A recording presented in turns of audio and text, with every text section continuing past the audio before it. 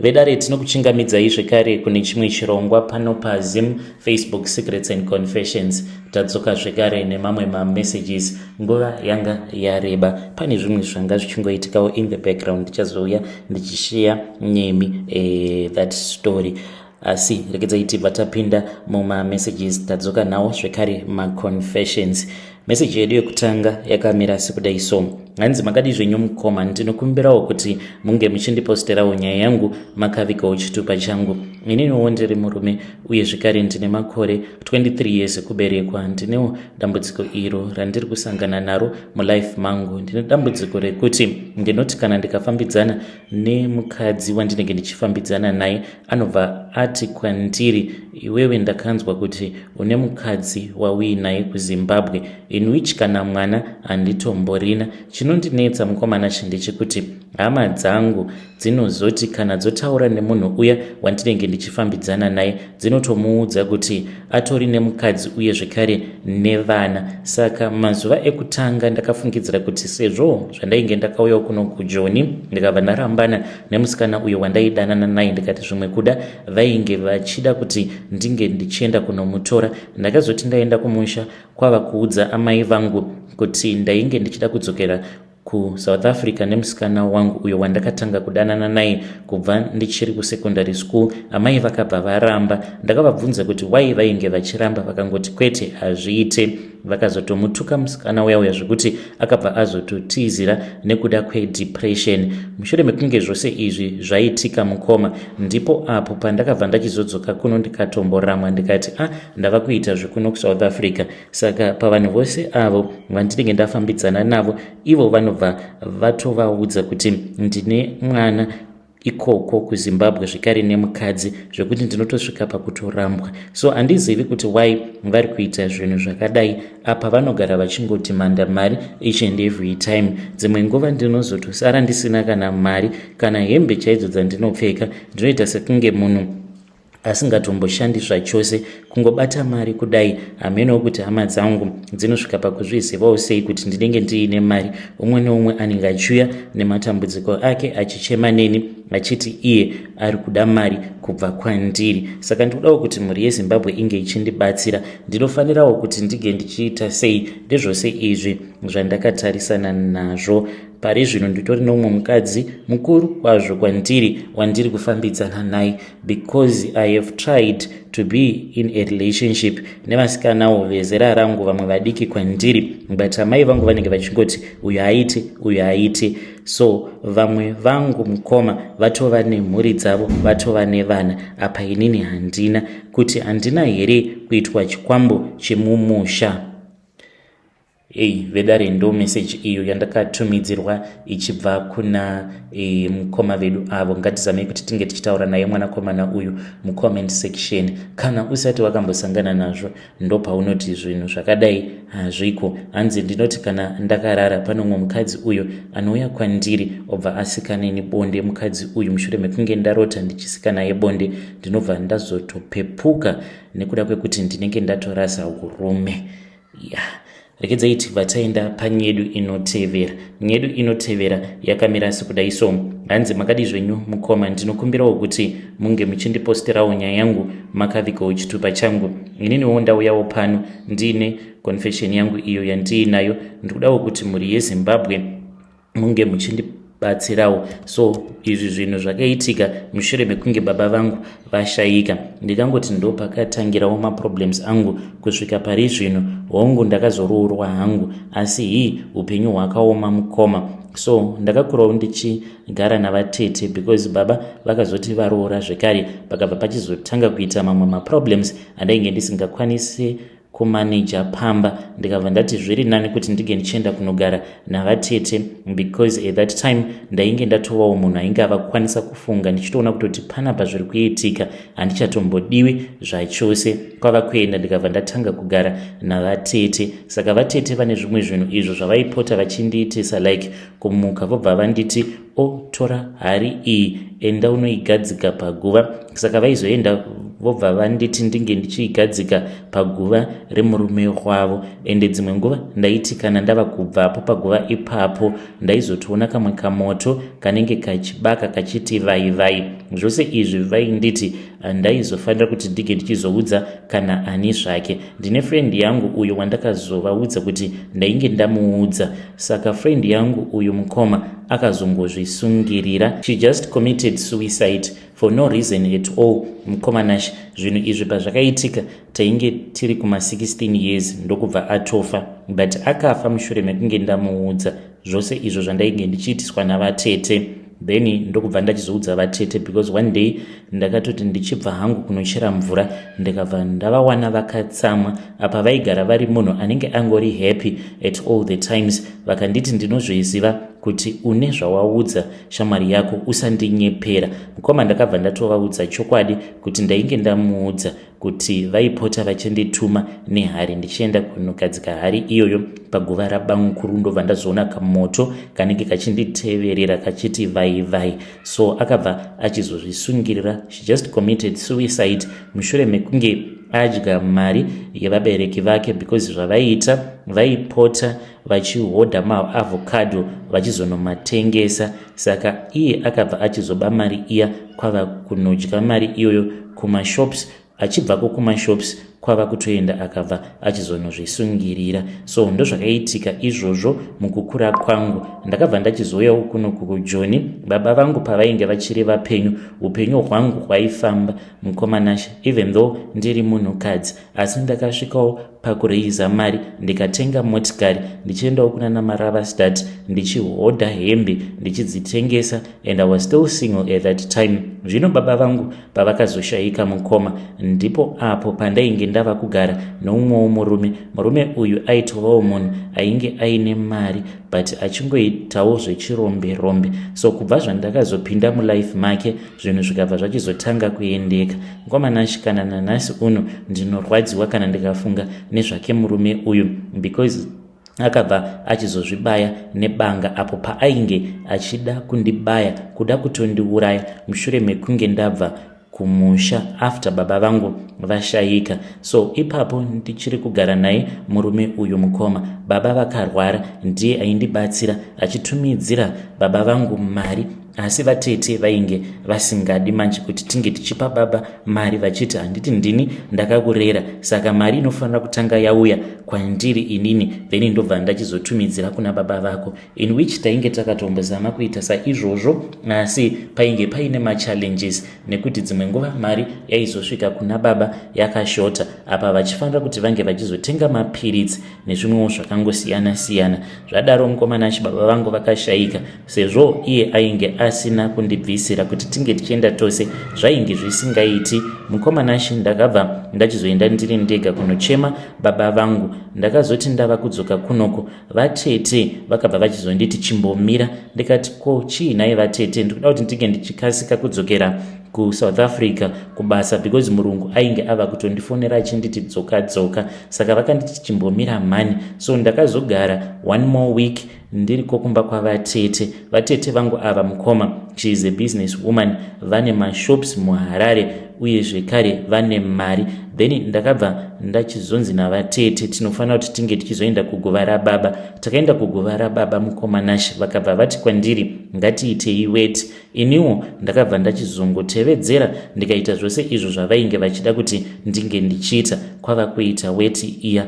Then ndokubva tachizotodzokera kuHarare usiku hwose Mukoma tichingofamba chete. Mangwana vakabva vanditi munhu ngaadzokere kumurume wake, asi ndichifamba ndainzwa sekunge munhu ainge akagarwa mumafudzi umu. Ndakaneta Mukoma zvekuti by the time pandakazosvika kuno kuSouth Africa ndainge ndichingoti padiki diki ndikangogara kudai kwava kutotsumwaira kana kubasa, ndo zvandainge ndava kungoita. Ndikabva ndazotombomiswa basa because muIndia wandainge ndichishandira one day akangokaruka adzoka achibvawo kuwarehouse kwake, kwava kuona ndakatorara zvangu. Tikabva tanetsana paya, akabva anditi chimbodzokera unorara, asi ndokwandichiri kushanda nanhasi uno. Akazondifonera hake mushure mekunge anzwa kuti murume wandainge ndichigara naye apo paainge achida kundiponda akabva achizozvibaya nebanga kwava kuzviuraya, kwava kuti kwandiri chiuya unge uchiita stay in because I know you are very traumatized. So mukomana shi ndakagara nemunhu wangu upenyu hwainge huchitongoendeka zvose bo, asi nekufamba kwenguva zvinhu zvikabva zvachizotanga kudzikira. Manje tikabva tachizotanga kungonetsana, tainge tava kungogara tichingonetsana. Apa ainge ambori munhu aienda kuchechi, zvinhu pazvakatanga kudzikira akabva aramwa kuenda kuchechi, ndokubva atanga kuita zvekunwa doro uye zvekare achienda achinotamba masnuka. Tainetsana almost daily, asi musi uyo waakazozvibaya nebanga, iniwo ndainge ndisitomborina kana fungidziro kuti ndo zvainge zvichazoitika because akatomuka makuseni tichitofara paya, then ndokubva ndaenda ndikabva ndanogeza mushure mekunge tarara tose. Saka ndakati ndapedza kugeza mukomanashi ndokubva ndatotanga kubika. Iye kwava kuti ndoda kuenda kunotamba snuka, akapinda mushawa kwava kunditi uya undipe sipo. Ndikabva ndati very sorry, ndakakanganwa kutenga sipo ndichifungidzira kuti yainge iripo, then ndokubva atanga kupopota. So achipopota kudaro ndakabva ndakamupindura rafu zviya zvekuti dzainge dzitongoriwo mhepo dzainge dzichidawo kutongomuruka musi wacho iwoyo. Akabuda mushawa muya mukoma kwava kutanga kundirova. Saka akati achindirova kudaro ndokubva ndaridza mhere zvekuti vamwe vakabva vati kochii. Akabva anditi unofungidzira kuti wakangwara kaiwewe. Akaenda akabva anotora okapi rake, kwava kutanga kundimhanyisa akabata okapi riya. Ipapo tainge tichiri mumba mukoma, asi dhoo rainge rakavhurika. Vanhu vainge vachiona zvose zvainge zvichiitika. Zvino ndakabva ndachizobuda panze ndichitiza. Iye kwava kunditevera akanotsvedza mukoma, kwava kunowira pamusoro pebanga iro raainge akabata. Akaridza mhere mukoma, asi zvose zvakaitika vanhu vemulocation vainge vatoungana vachiona kuti munhu ainge achitoda kutondiponda. Mukomanashi mapurisa ndiwo akazokasika kuuya, vamwe vainge vatobata matai vachiti vainge vachida kumupisa. Ambulance kwava kusvika paya, munhu kwava kuendeswa kuchipatara. Ndakachema mushure mekunge ndazonzwa kuti munhu ainge atoshayika. Ndozvakaitika ipapo, asi before this vatete vangu vakandisendera message vakabva vati ndine dzimwe hope dzandakarota.